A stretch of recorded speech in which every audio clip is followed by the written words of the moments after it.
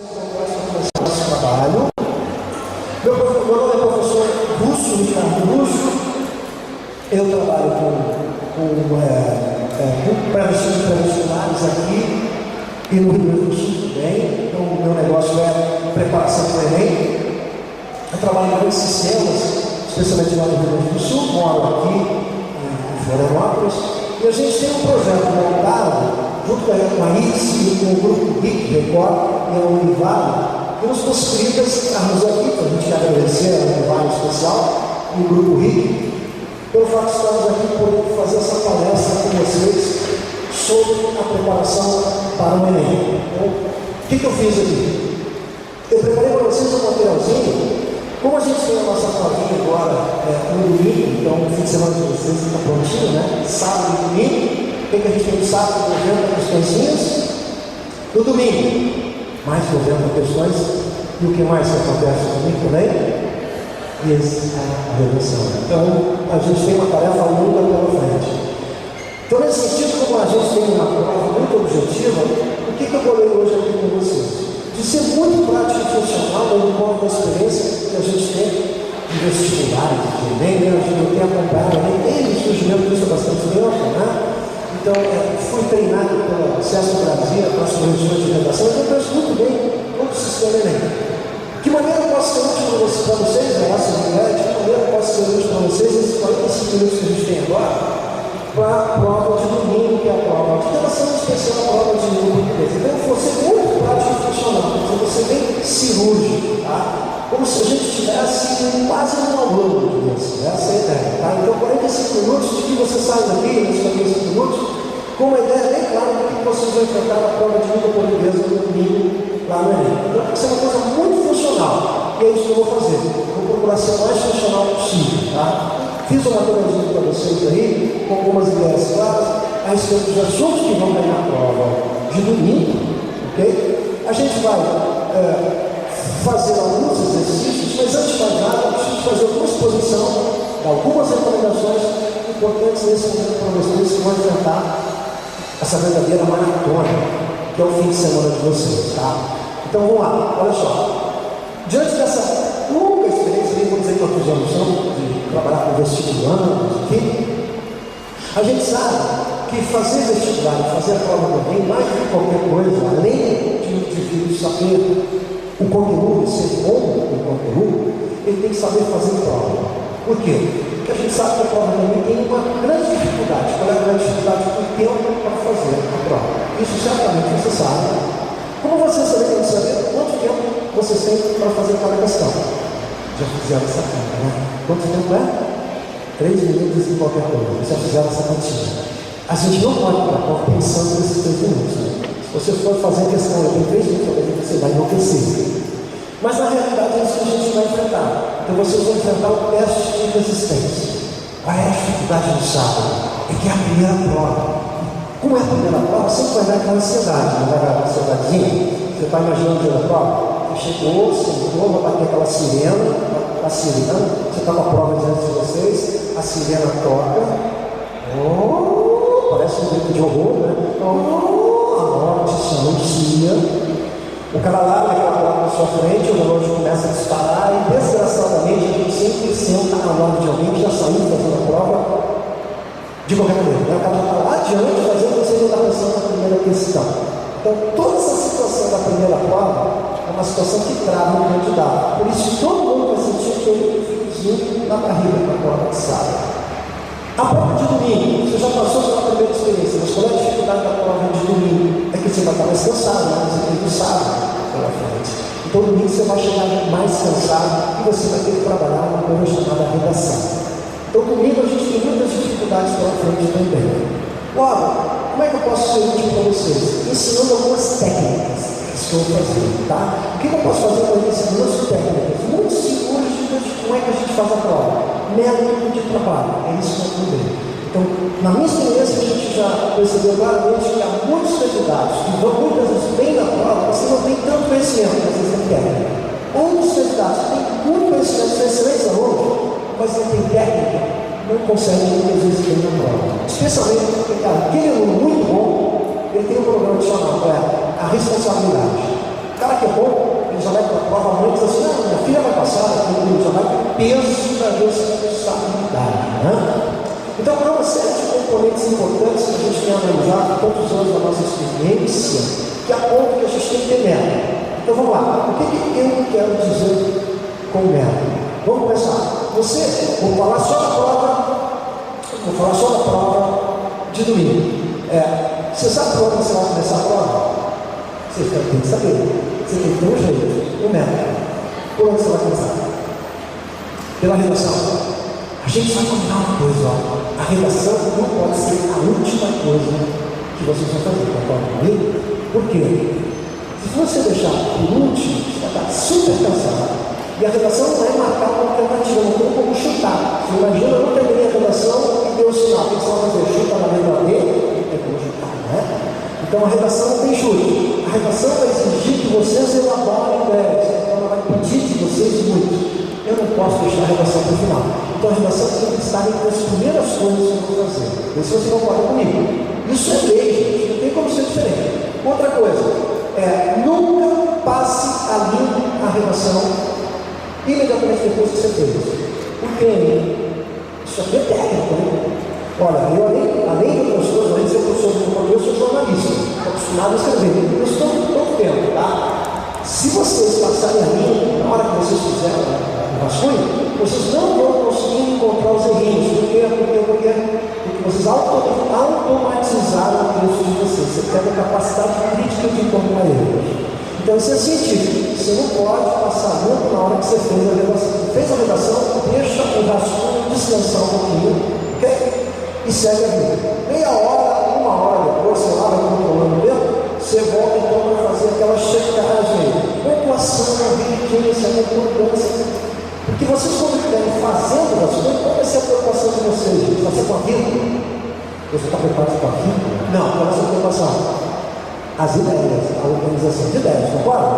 Então, quem não tem tanta prática de escrever, como é que ele trabalha o processo? A gente se preocupa primeiro com as ideias, depois com a regência, graduação. Isso é o segundo momento, na hora que a gente vai passar limpo.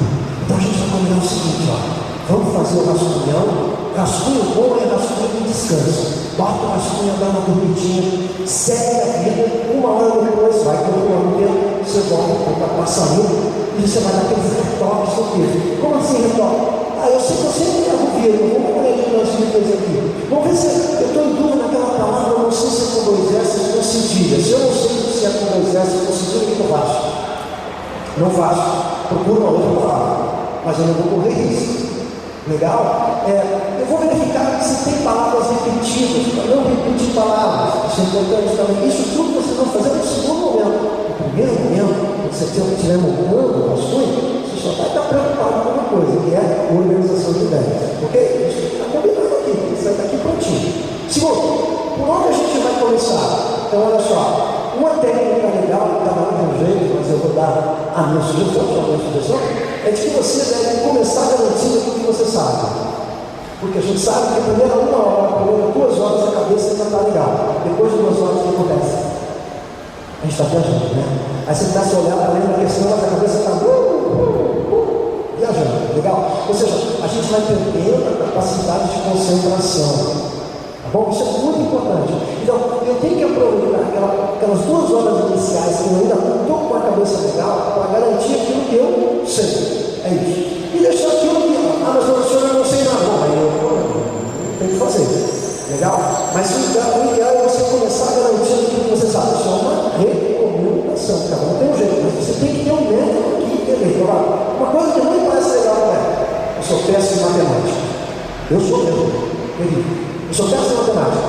Eu vou começar pela matemática, queimando toda a minha cabecinha boa, um bom momento que eu tenho na minha cabeça descansada, em questões que eu sei que eu não vou conseguir acertar e não tenho dificuldade para acertar, não me parece uma boa tática. Tá bom? Então vocês têm que ter eleito aqui, o caminho que vocês vão seguir na prova. Isso é super importante. Tá bom? Então a questão da redação, por onde eu começo, certo? Muito importante também, aqui, dá uma examinada na prova. Tá? Pega a prova de português, tá? Passa os olhos, dá uma olhadinha na prova só para perder aquela ansiedade inicial. Ninguém precisa começar pela questão número 1. Você vai fazer seu caminho. Legal? Não precisa começar pela questão do negócio. Você vai fazer seu caminho. Outra coisa, terceira recomendação. Ó. A gente sabe que há uma dificuldade muito grande na prova do Enem. Todo mundo reclama isso, é o tempo. Por quê? Tem muito texto, né? Esse é o problema. Então a gente tem que combinar o seguinte: eu só vou ler o texto quando eu precisar ler o texto. Quando isso acontece, eu vou dar umas diquinhas rápidas, a gente vai treinar isso aqui. Ó. Primeiro, na prova de língua portuguesa, você não tem como escapar. Por quê? Porque na prova de língua portuguesa, as questões de interpretação de textos, todas estão ligadas ao texto. Eu vou ter que ler o texto. Agora, na prova de história, eu tenho um exemplo aqui. Ó, na prova de história, vamos pegar a prova de história? Olha só, muitas vezes, na prova de história, a resposta certa não está ligada propriamente ao texto. Ou seja, você sabe ou não sabe, caiu uma questão sobre a Revolução Francesa. Muito bem, eu ali não preciso ler o texto. O texto é apenas uma imagem, uma ilustração. O texto é apenas um exemplo para remeter o assunto. Mas você não precisa ler o texto para encontrar a resposta. Porque a resposta não está no texto, a resposta está fora do texto. Entendeu? Então, na prova de geografia, na prova de história, isso acontece muito. A resposta não está no texto, a resposta está fora do texto. O conhecimento que eu tenho acerca do assunto, que aquele textinho ali é só um texto ilustrativo. Então, eu não preciso que eu interprete no mesmo texto, eu posso começar com as respostas, ok? Entendido isso? Agora, a prova de língua portuguesa não, eu tenho que começar pelo texto. Eu vou ler, eu vou explicar como funciona a prova de língua. Tá bom? Então, saber fazer a prova técnica é isso que eu estou vendo com vocês aqui, as recomendações expressas. Ok? Então, esse é o papo inicial. Eu vou para o segundo momento do nosso papinho. 10 minutinhos de expliquei, agora vou mais adiante. Prova de língua portuguesa. Você vai ter interpretação de textos fundamentalmente, é isso? Pouquíssima coisa de gramática. E o que cai de gramática, muitas vezes está dentro do texto dele, né? É uma gramática contextualizada. Então vamos lá. Eu vou, se eu tenho interpretação de texto, se eu preciso ler os textos, tá bom, eu preciso ter uma técnica. Aí vem um outro problema, qual é? De um modo geral, pela nossa experiência, a gente sabe que os alunos não têm técnica para interpretar textos. Como assim? Ó, vê se não é assim. Como é que a gente interpreta texto? Vamos imaginar a situação sala de aula? A professora chega com xeroquinha, né, xeroquinha, com texto, ela entrega para vocês. A aula hoje é de interpretação de textos. Leiam o texto, o que ela diz? Sublime as ideias mais importantes, as palavras que vocês não conhecem, procurem no dicionário. E se ela disser, pode fazer em grupo, vai ser uma zona, uma bagunça, né? Pode fazer em grupo, tá? E aí o que acontece? Você lê o texto, como sempre, você lê o texto rapidinho. Legal, como todo mundo faz, pega o texto e lê rapidinho o texto. Eu sei por que vocês lêem rápido, sabe por quê? Porque vocês estão ansiosos para chegar às alternativas. Você acaba para chegar lá e você lê. Aí você lê o texto, aí você lê o texto rapidinho e vai para a alternativa A. Não sei, volta para o texto. Alternativa B, não sei, volta para o texto. Daqui a pouco você lê 4 vezes o mesmo texto. Cara, na segunda vez que você está lendo o texto, na terceira vez você não está entendendo mais nada. E aí, olhando você fazendo a prova, às vezes está perdendo, do texto, da alternativa para o texto, do texto da alternativa é pior. Quando a alternativa é atrás e o texto na frente, o que acontece? Fica virando aquela parte do tempo quando chega na frente. Isso é método. O que acontece, olha só? Não pode funcionar dessa maneira. Por quê? Porque você tem a capacidade de ler o texto 2 vezes, você tem que ler o texto muito bem, sem a ansiedade de chegar às alternativas. Legal? Então, só para fechar uma coisa que eu não quero esquecer de falar aqui, ó. Nas aulas de interpretação de textos, vocês nem consideraram isso ao menos aula de língua portuguesa, confesso. Quando vocês saem da aula, o cara não estava assistindo a aula, estava lá. O que o professor deu aí? Não, nem deu aula, só entregou um textinho. Isso não é aula. Aí quando você vai fazer o Enem, é só interpretação de texto. Confessa aqui para mim, o que é aula de língua portuguesa para vocês? Crase, vírgula, acentuação, ortografia. Português para vocês é isso, sempre foi. Legal? Se você chegar em casa com um caderno cheio de regra de crase, a mãe vai ficar extasiada. Vai achar isso, vai porque a filha está estudando crase. Gente, regra de crase você encontra em qualquer sitezinho da internet, não está vendo? Legal? Qualquer sitezinho, acha lá, você tem 500 mil pessoas oferecendo regras de crase. Né? Agora, em interpretação de textos não, é muito mais complicado. E a gente nunca deu importância para a interpretação. Aí quando você vai aprender, é só ficar a interpretação. Esse é um problema que a gente tem.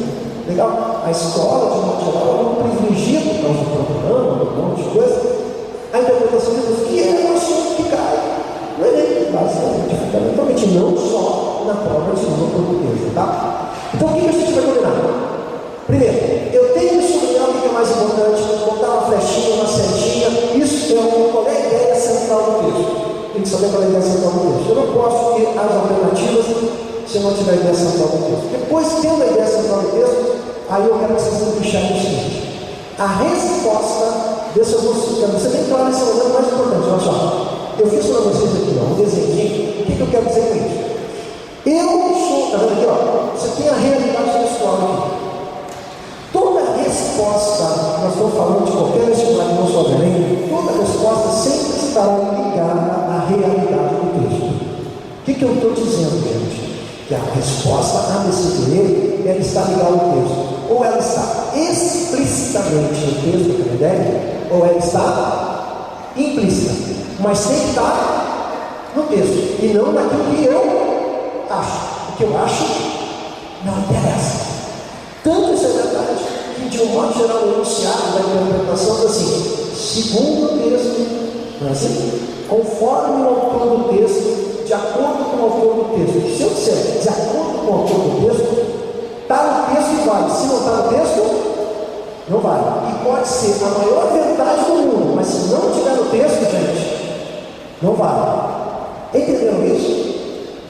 Vou explicar de outro jeito.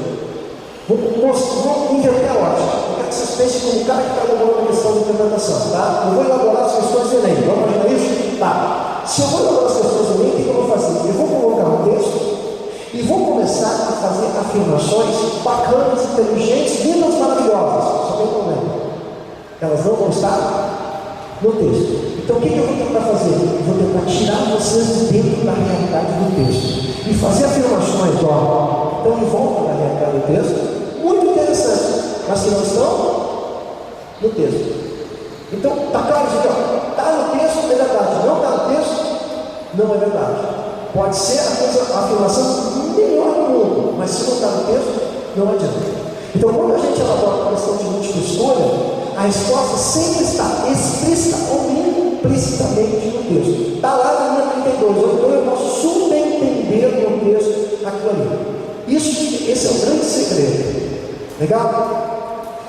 Eu não entendi muito bem isso. Tá, então a gente vai ter que fazer um exercício prático, porque isso é o mais importante da aula de hoje. O que o tio está fazendo aqui? Olha só. Eu peguei e coloquei um vestido bem pequenininho, ridículo de pequenininho, acho aí, diversamente na tortura, não sei o que. Achou ali? Agora, ó, todo dia na prova, hein? Eu fiz 4 afirmações na questão 1. 1, 2, 3, 4. Eu queria que você marcasse falso ou verdadeiro para mim. E que na questão 2, você me dissesse qual é o título para esse texto. Eu vou dar 5 minutinhos, 4 minutinhos para você ver o texto que assinalar para mim. O que é falso e verdadeiro? Tá, olha aqui, ó. Não tem um monte de alternativa aí, quero ver. Vamos ver? 5 minutinhos, vamos lá.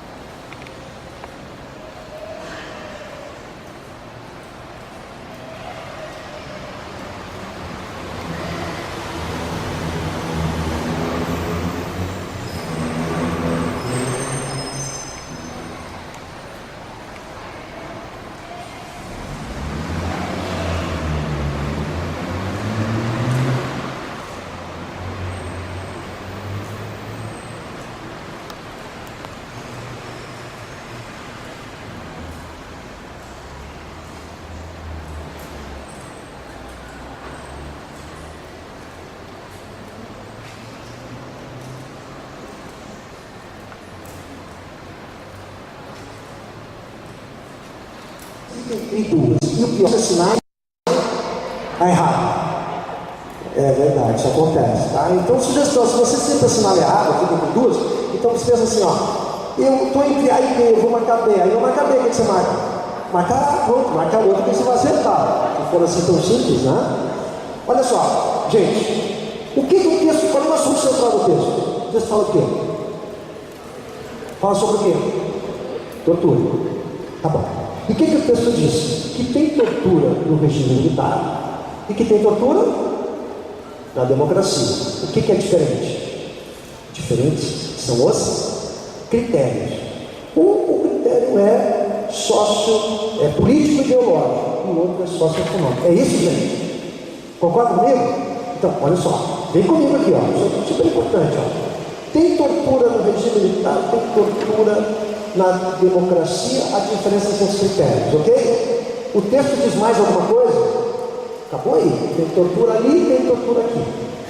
Em nenhum momento, vê se eu estou certo, o texto compara um com o outro. O texto não diz, é melhor então na democracia ou é melhor na ditadura. O texto em algum momento comparou, gente.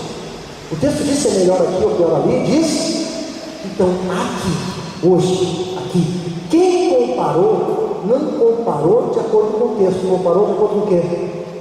Com aquilo que vocês estão pensando. Por quê? Porque a gente sabe, eu trabalho tanto tempo com isso, se eu colocar duas coisas na cabecinha de vocês, sempre vai fazer o quê? Comparar. Então é melhor aqui, pior ali. Ou seja, a comparação está no texto? Não está no texto. Então o que vocês fizeram? Aqui, ó, vou pegar uma palavrinha. Vocês fizeram uma inferência. O que é inferir e fazer diferença? Ó, vai lembrar dessa palavrinha? Inferir é tirar conclusões. Eu posso inferir que é pior a tortura na democracia? A partir do texto, posso inferir? Não, por quê? Porque o texto em nenhum momento comparou as duas coisas. Quem é que comparou? Quem estava lendo o texto, no caso de vocês. E aí aquele aluno inteligente, quanto mais inteligente, mais inferências o aluno faz. Ele já vai comparando isso com aquilo. Então, qualquer comparação que vocês fizerem aqui, ela não está no texto. Portanto, vai ser uma afirmação falsa. Entenderam? O que eu tinha para dizer então? Que na verdade, e é isso que a tese que eu estou levantando aqui para vocês, é que isso na verdade não se trata de interpretação. O que é interpretar o texto? A interpretação é livre, subjetiva. Cada um vai interpretar de um modo. Então, para que seja uma questão de interpretação, tinha que ser uma questão discursiva, aberta. Como você tem múltipla escolha, A, B, C, D, ela é fechada. Então eu não conto com a tua interpretação. Logo, não tem nada de interpretação, isso é só um teste, é um jogo, e eu tenho que conhecer as regras do jogo. Tanto é um jogo que nós vamos montar armadilhas para pegar vocês, e eu enumerei para vocês as armadilhas ali logo após a primeira ilustração. Eu tenho 6 armadilhas. Por exemplo, a armadilha número 5, acha aí, achou? O que diz a número 5? Exterioridade, está vendo ali? O que é exterioridade? É quando o texto faz uma afirmação bacana, pode ser uma afirmação perfeita, legal, mas não está no texto. Para que serve essa armadilha? Para pegar um aluno inteligente, que tem boa leitura, que lê bastante, e quanto mais ele lê, mais inferências ele vai fazer. Isso explica por que quantas vezes vocês vão ficar entre duas alternativas. Então me acompanha lá. Afirmação A. A tortura na época da democratização existe exclusivamente por critérios sociais e econômicos. Certo ou errado isso? Por quê? Qual é a palavrinha problemática aí na exclusivamente? Qual foi o advérbio usado no texto? Está vendo o advérbio? Eu troquei fundamentalmente pelo exclusivamente. Quando eu faço isso, eu acabo criando uma armadilha que a gente chama de exagero. Eu estou exagerando o que está no texto. Está dizendo, fundamentalmente, eu transformo fundamentalmente em exclusivamente. Então, armadilha número 1, exagero. Tá bom? Isso é exagero. Vou dar um outro exemplo de exagero. O texto levanta uma dúvida. Talvez isso seja verdade. E aí, na alternativa A, em vez da dúvida, a afirmativa ela vai categoricamente afirmar. Com certeza isso é um problema. E o texto diz que talvez seja um problema. É a mesma coisa? Que a armadilha é essa? Exagero. Eu transformei a dúvida em certeza. Entenderam? Então agora tem que começar a cair a fichinha, vocês vão começar a entender aonde eu quero chegar, tá bom? Então vai lá. A alternativa A está errada por ela utilizada. Foi um exagero, a troca do fundamentalmente pelo exclusivamente. Vamos para B. Ó, vamos para B. A tortura durante o regime militar era mais grave do que o é presentemente. Eu posso comparar? Se ela é mais ou menos grave, o texto sugere uma coisa. Não, só tinha tortura lá e tem tortura aqui. A comparação não está no texto, onde? Na cabeça de quem está lendo. Então isso é uma exterioridade que não está no texto. Portanto, também é falsa. Se teve gente aqui que estava procurando uma verdadeira, como é que eu enunciado a questão aí? Marque, falso ou verdadeiro. Eu disse que tem verdadeiro? Tem gente aqui que está procurando verdadeiro. Eu não falei que tinha verdadeiro, então, lei número 1, tem que olhar sempre o enunciado da questão. Legal? Olha aqui, vamos para C. A tortura na era da democratização é mais perversa, porque pressupõe a discriminação. O aluno politizado, inteligente, vai dizer, isso está certo, mas o texto de alguma maneira sugere isso. Não, o texto não comparou, portanto isso também está errado, armadilha. Eu estou mais insegura agora, professor. Agora mesmo que eu não sei nada. B. Na era da democratização, os critérios políticos e ideológicos mostram-se mais importantes que os socioeconômicos. Por que eu falo assim? Porque exatamente o contrário. Não são os políticos e ideológicos, e sim os socioeconômicos. Que armadilha foi essa? A armadilha número 3, que chama permuta. Eu só inverti, ó. Em vez de ser político, ideológico, é socioeconômico. Como é que é o nome disso? Permuta. Gente, isso é interpretar texto? Não, o que é isso? Teste de atenção. E eu vou dizer, a permuta funciona maravilhosamente bem, especialmente se você estiver cansado. Legal? Então, não tem nenhuma verdadeira. Legal? Olha o enunciado sempre. Quantas vezes vocês já não erraram ali? Aquele aqui, ó. Quantas vezes já não erraram? Porque o cara diz assim: assinar a alternativa correta na questão 1. Na segunda, assinar a alternativa correta. Na terceira, assinar a alternativa correta. Na quarta, assim, assinar é incorreto. E vocês que fazem? Procura correta. Eu vou encontrar 4 respostas. Quantas vezes vocês já não fizeram isso? E isso eles fazem na prova. Vou colocar assim, 3 ou 4 na sequência correta, daqui a pouco vem uma incorreta. Enquanto, às vezes vocês se dão conta e ficam meia hora ensinando a questão, perdendo tempo. Enunciado, tá bom? Gente, não tem mistério, é técnico. É isso que eu quero provar para vocês. Vamos lá, 2. Qual seria o melhor título para o texto? Bom, se é o melhor título, cara, o texto fala do que mesmo? Tortura. Então fica parecendo tortura no título, concorda comigo? Vai lá. Tortura nos regimes de força.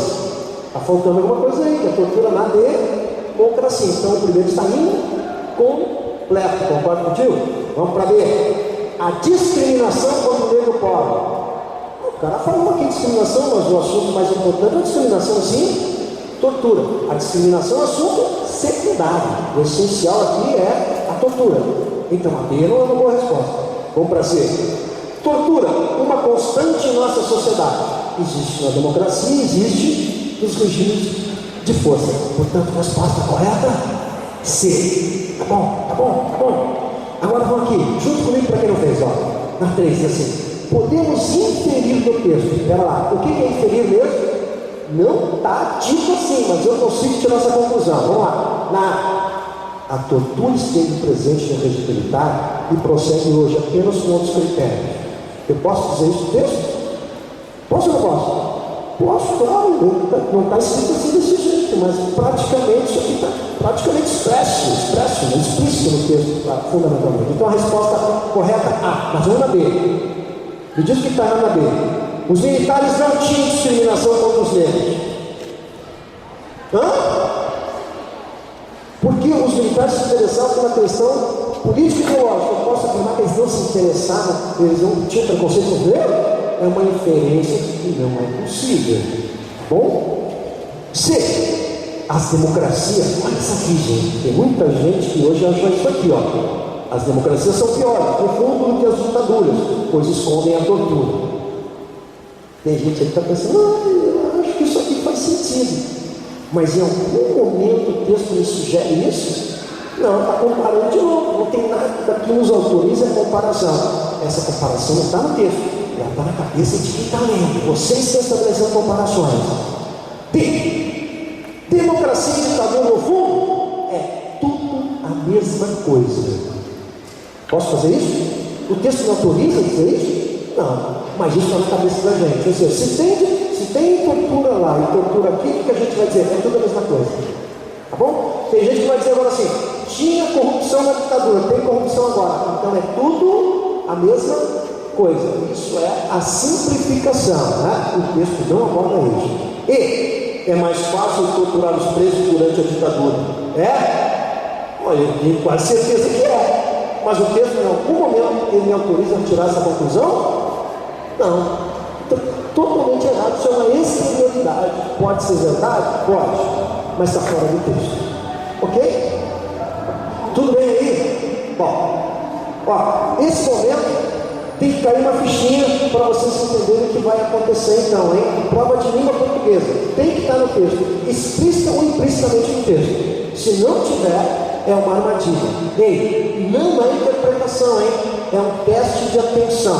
Se você souber como é que funciona a mecânica, melhor. Por quê? Porque a gente vai enfrentar um teste de resistência. Isso é técnica. Essa é a ideia. Tá bom? Vamos lá.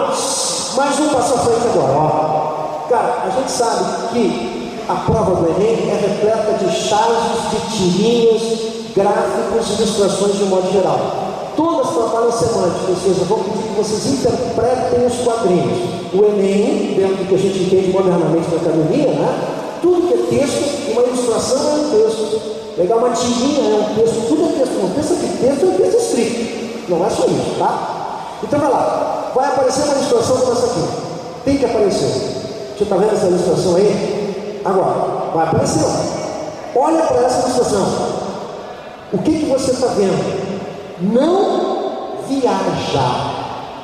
Legal? É o que você está vendo aqui.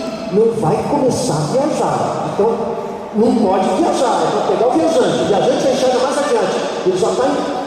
Quer ver? Olha aqui. O que você está enxergando aí? Discutir. Me ajuda. Você está vendo quem?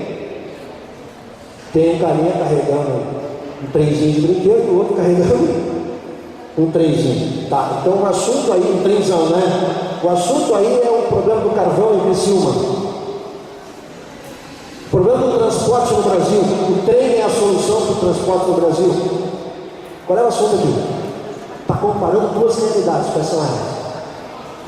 Então, o que está mostrando aí? O pobre, o rico, a diferença social e o trabalho infantil. Gente, acabou, não pode chegar mais nada, não vai viajar. Olha aqui, diz para mim. O texto assinala as causas do trabalho infantil? O texto assinala a causa do trabalho? Eu posso olhar para o texto e dizer quais são as causas do trabalho? Onde isso acontece? Está detectando qual é o país que acontece isso aqui? Eu posso dizer, é no Brasil? Posso saber onde é isso aqui? Não. Então vem comigo, ó. O que o texto usa? A arte, qual é o objetivo? Nessa obra, ao abordar o trabalho infantil, o autor usa sua arte para difundir a imagem de marcantes diferenças sociais, difundir a origem das profundas diferenças sociais, estabelecer uma postura proativa da sociedade. Aí ninguém chegando proativo, não fica proativo, meu Deus do céu, calma. Provocar a reflexão sobre essa realidade, propor alternativas para solucionar o problema, retratar como a questão é enfrentada em vários países do mundo.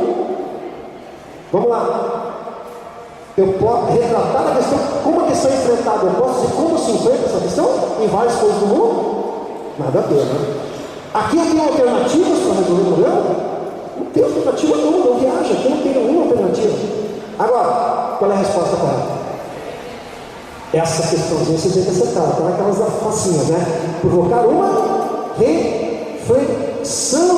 Só isso e nada mais do que isso. O texto não assinala a origem das diferenças. Portanto, a resposta correta?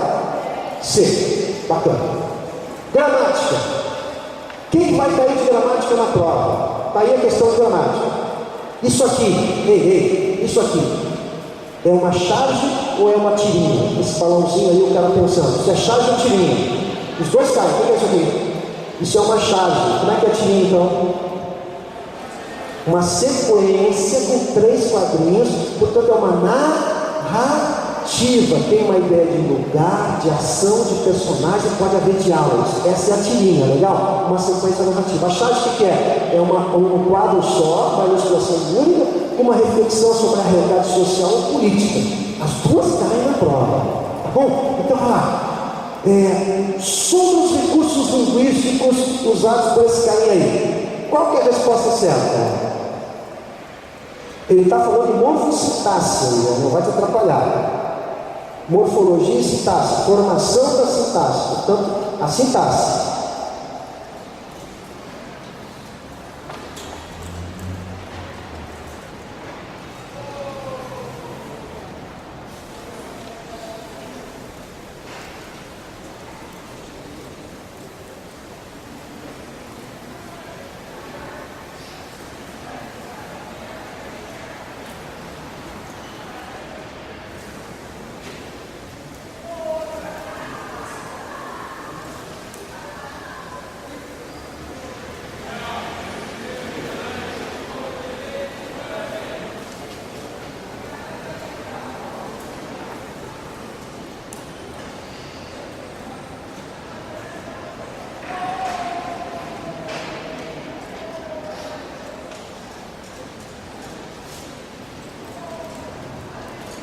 Olha aqui, gente.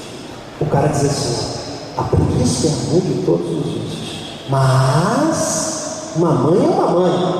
Para que você usa esse mas? Para quebrar o quê? A expectativa que havia no texto. E o que mas é? Uma conjunção? Conjunção? Adversativa, mas antes de adversativa ela tem uma outra coisa. Como é que é mesmo o nome que vem antes? Coordenativa ou subordinativa? Conjunção, você lembra?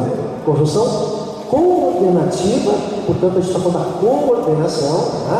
Adversativa. E o que faz as adversativas? Uma ideia de oposição, tá certo? Me ajuda lá, mas, vamos lembrar quais são? Mas, porém, todavia, entretanto, e uma parecidinha entretanto, no entanto, contudo, junto ou separado, contudo, junto ou separado. Contudo, junto é uma conjunção adversativa, e uma que tem caras de advogado, quem vai fazer direito aqui vai usar muito na vida, qual é? A conjunção adversativa com caras de advogado. Termo gravado, qual é? Não obstante. Não obstante. Como é que vocês dizem? Ó, mãe, eu comi muito, mas estou com fome. Agora o advogado, mãe, eu comi muito, não obstante, estou com fome. Isso é advogado. Advogado é outra raça. Vocês vão aprender, quem vai fazer direito vai no primeiro semestre, aprende a usar uma calcinha legal, combinando com paletó. Isso é um advogado. As meninas já vão usar uma roupinha adequada, um cabelinho não sei o que, isso é normal, é um processo de transformação, é uma usina de transformação. O cara aprende a usar não obstante, legal? Então vai lá. Não obstante é uma conjunção adversativa. Agora, qual é a conjunção adversativa que vocês aqui usam no dia a dia? Qual delas? Mas, porém, que eu com tudo, no entanto, não obstante, qual é? Mãe, eu comi muito, mas estou com fome. Mas, não é mas, mentira de vocês. A conjunção adversativa que vocês usam não está na gramática. Mãe, eu comi muito, só que estou com fome. Vocês usam só. É só que para tudo que é lado. O time jogou bem, só que perdeu. Eu comi muito, só que estou com fome. Eu estudei um monte, só que fui mal na prova. É só que o tempo todo.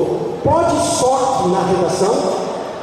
Só que, não, só que aqui não, né? Vai socar e mudar. Só que na redação nem pensar. Quais são aqui a gente pode? Mas, porém, se você usar variadamente, legal. Só que jamais. Ok? Vamos lá. Então, eu sei que eu não posso usar só que porque é uma oralidade, coloquialidade. Não é possível usar isso na norma curta. Para fechar, ó, eu guardei uma questãozinha de história. Agora você vai me ajudar. A história você sabe melhor que eu. Nós vamos falar sobre a Revolução, a Guerra Civil Espanhola. Você me ajuda aqui então? 2 minutos, ó. Guerra Civil Espanhola acontece antes ou depois da Segunda Grande Guerra? Eu não lembro, pô. E agora? Guerra Civil Espanhola, antes ou depois?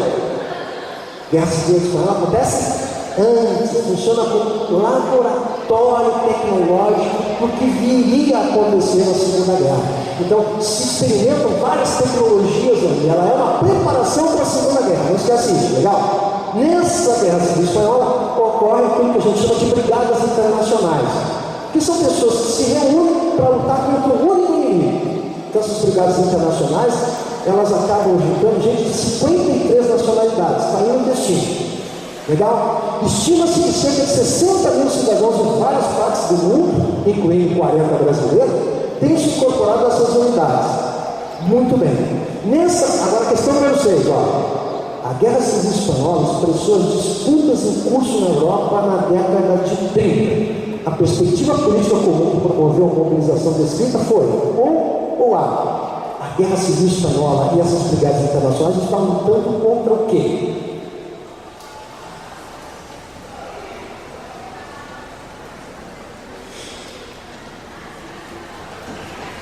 Quem era o cara? Elas estavam contra quem? O cara que ganhou a guerra, acabou ganhando. Não foram as brigadas internacionais. Quem foi? O generalíssimo Franco. E o que o Franco representava? O fascismo. Gente, então as brigadas internacionais na Revolução, na Guerra Civil Espanhola, lutavam contra o fascismo. E eu precisava ler esse texto para encontrar a resposta? Não, se eu for lembrar que nós estamos falando da Guerra Civil Espanhola, todo mundo brigava contra quem? Contra o fascismo. Então, Guerra Civil Espanhola, palavra-chave, comunismo versus fascismo do generalíssimo Franco. Só para vocês terem uma ideia de como não havia necessidade de tirar no texto, ok? Bom, olha fechar. Olha só. Vou dar umas diquinhas só para eu dizer que eu não falei disso, sobre a redação, legal? Redação. O que eu quero que você veja na redação? Se abrir o caderno, vai aparecer a proposta de redação. Como é que você vai interpretar? Duas ou três coisas, presta atenção. Primeiro, toda proposta vai aparecer um assunto e um tema. É assim que eles chamam lá em Brasília, tá? Assunto e tema. O que é o assunto? O geralzão. O que é o tema? O específico. Então me ajuda aqui. Ano passado, no Enem, qual foi o assunto? Era sobre a lei seca, mas qual era o tema? O que eu tinha que abordar especificamente sobre a lei seca? Você lembra? Os efeitos da lei seca. Tudo bem? Então, se eu não falasse dos efeitos, eu não acertava o ponto certinho da coisa, que é o tema. Então, no dia da prova, muita gente olha assim, eu tenho que fazer uma redação sobre a lei seca, mas não enxerga que fala sobre os efeitos. E aí tem um monte de gente que escreveu sobre as causas da lei seca. Legal? Então, a primeira coisa que você tem que ver, abrir o caderno de prova, olha lá, o tema. Tem que saber o assunto e o tema. O assunto é geral, o tema é específico. Você tem que preencher o tema. Entendido isso? Só aí um monte de carinha já vai bailar. Primeiro passo. Segundo passo, você é obrigado a propor uma, como é que é a palavra? Intervenção. Se não fizer intervenção, vai perder pontos. Tem uma parte só ali que é de intervenção. E como é que você vai propor a intervenção? Ela tem que ser específica. Olha aqui, você não vai dizer assim, precisamos mudar a cultura no Brasil. Isso não, você não vai ganhar um ponto total. O que você faz para ganhar um ponto total na intervenção? Você tem que ser específico, tem que dizer como que você vai mudar a cultura. Aí vou fazer um projeto junto às escolas, junto aos municípios, junto aos estados. Portanto, a intervenção tem que ser específica. Quais vão ser os agentes? Entendeu o que eu falei? Você tem que dizer se vai botar escola no meio disso, no município, como é que você vai fazer? Não adianta ser geral. Você tem que ser específico. Quanto mais específico você for, melhor. Então, intervenção específica. Entendido isso? Quarta e última informação. Essa intervenção tem que respeitar o quê? Direitos humanos. Então, vou dizer nas correções do ano passado, o que aconteceu? Olha aqui, muita gente assim, tenha que cortar a mão de quem dirige bem e mata os outros. Olho por olho, dente por dente. Respeitou o direito humano? Vocês não têm ideia do que teve de gente querendo cortar a mão, o braço, cortar a cabeça. O ódio está disseminado. Direito humano. No ano anterior era sobre a imigração. Então vem os haitianos para cá. Muita gente fez o quê? Manda de volta para o lugar deles. Está respeitando o direito humano? Não, né? Entendido? Então, deixa eu ver se está bem passado aqui, ó. Acho que você anotou aí, hein? Ponto número 1. Diferenciar assunto de tema. Legal? Ponto número 2. O que eu falei aí? Assunto de tema depois. A questão, a intervenção, que tem que ser específica, para dizer quais são os agentes, ok? E essa intervenção tem que respeitar os direitos humanos. Isso é fundamental. Tá bom? Então, se você seguir esses passos, ó, você está seguramente indo numa trilha legal. Não esquece, é uma dissertação, começo, meio e fim, óbvio, né? Em que eu vou ter que convencer alguém do meu ponto de vista. Então é uma dissertação argumentativa. Portanto, alguém aqui nesse recinto vai usar eu acho, se nem ele tem certeza, eu acho, eu tenho a impressão, não tem impressão, vai direto ao assunto e afirma categoricamente. Ok, gente? Bom, meu tempo estourou. Eu quero agradecer a Olivária, agradecer a escola, a direção da escola, a coordenação da escola, agradecer a Iris e a Rick Decora, o grupo Rick, por estar aqui, para estar presente com vocês, para poder ajudar vocês. Qualquer coisa, ó, professor Antônio Ricardo Russo, esse é o nome da criatura, é só entrar no meu Face lá, se alguém precisar de dicas, informações, entra lá no meu Face, Antônio Ricardo Russo, eu adiciono para ajudar vocês no que for possível. Legal? E desejar a vocês uma prova muito legal. Vá lá e mostra o que você sabe fazer. Com muita. Eu não vou falar em calma, né? Calma não pode ter, né? Nessa aula ninguém vai ter calma, você vai estar excitado, tá? Agora, última dica: não vai inventar de querer estudar tudo agora que você não estudou. Não vai dizer que você é daqueles que vai para a prova grudado no livro, lendo as últimas diquinhas. Aí que você acaba descobrindo as coisas que você não sabe, aí pode ensinar, eu não sei, já vai acompanhando. Então eu tenho que fazer cara de quem vai passar, cara de quem vai passar, por favor. Eu posso não saber nada, mas eu tenho que ter cara de quem sabe. Se eu tiver imbuído nisso, vem aqui, ó, primeira questão, arrasa na primeira questão. Segunda questão, arrasa na segunda questão. Olha para a entra na sala, olha para a fiscal, e aí qual é que é a minha? Eu sou professor, não, chega lá e olha que é. Olha para a primeira questão, com raiva. Gosto de olhar para a primeira questão, eu não sei, claro, não vai dar certo. Postura de quem vai passar, ok? Quero todo mundo aqui fazendo essa prova e muito bem. Se alguém precisar de mim, estou à disposição. E aí, a foto que a gente vai fazer com vocês também, ok? Obrigado, gente. Valeu, hein?